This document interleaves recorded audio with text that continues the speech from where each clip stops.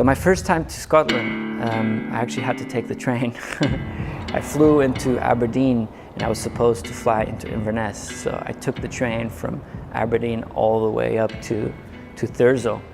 And you know, it must have been middle of summer, all the flights were booked out, and I just had to hop on a train for the first time, and I really enjoyed it. So it was, you know, that first time didn't end up being my last one.